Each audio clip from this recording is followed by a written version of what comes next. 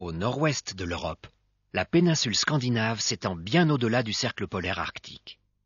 Sur sa frange occidentale, l'immense presqu'île intègre la Norvège, un pays grand comme les 2/3 de la France. Les côtes très découpées et de nombreux lacs intérieurs résultent de l'érosion glaciaire. Il y a 30 000 ans, la glace couvrait la Norvège. En fondant, elle creusa des vallées souvent remplies par la mer.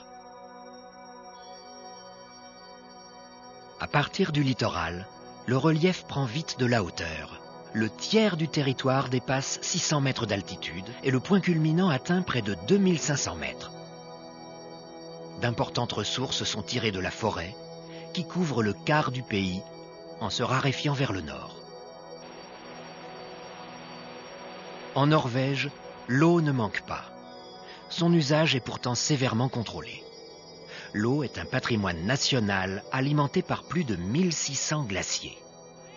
Le Gulf Stream réchauffe le climat, alors que l'on se trouve à la latitude de la Sibérie.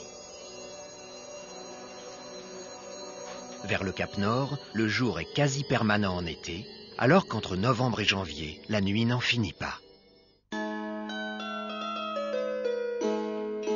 La latitude et le relief organisent la répartition des espèces végétales et animales. Le recul des glaces a entraîné le déplacement de certaines espèces vers le nord, comme les rennes. Leurs troupeaux y vivent à l'état semi-domestique. Des animaux très différents composent la faune sur les 2000 km de la façade océanique. La monarchie est la clé de voûte du pays. La royauté se double d'une démocratie fondée en 1814 par l'une des plus anciennes constitutions d'Europe. Un siècle plus tard, le droit de vote était accordé aux femmes, 30 ans avant la France.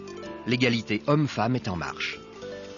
À la naissance d'un enfant, le père dispose de 5 semaines de congé.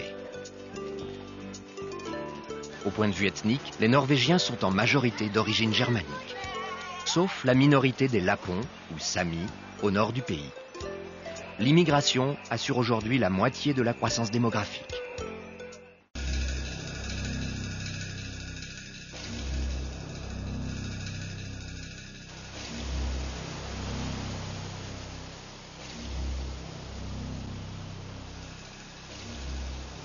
L'eau est étroitement liée au fjord.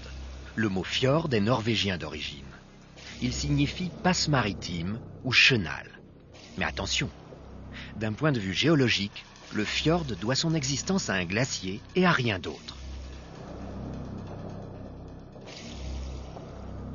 Le bateau est souvent l'unique moyen de déplacement à l'intérieur du fjord, où la navigation est facile. Le fjord est un lieu très protégé, par de hautes montagnes d'abord, ce qui empêche le vent de descendre à la surface de l'eau et de l'agiter. On est aussi protégé par rapport à la mer, car les vagues ne pénètrent pas dans le fjord. Un monde clos à l'accès limité, ce qui garantit aux riverains une grande tranquillité. Le crabe royal rouge de Norvège peut peser jusqu'à 15 kilos, un poids bien supérieur à ce que l'on pêche en Alaska, le principal pays producteur.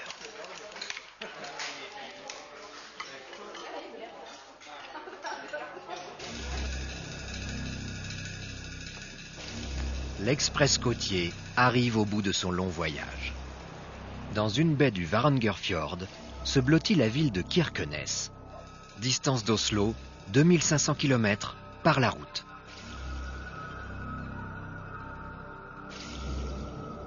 Le port abrite notamment les chalutiers spécialisés dans la pêche au crabe royal.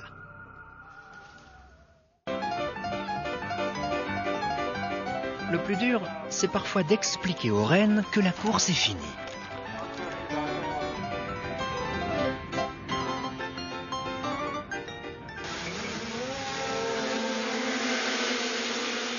La motoneige ne sert pas uniquement à rassembler le troupeau de rennes. Elle procure aussi des sensations fortes.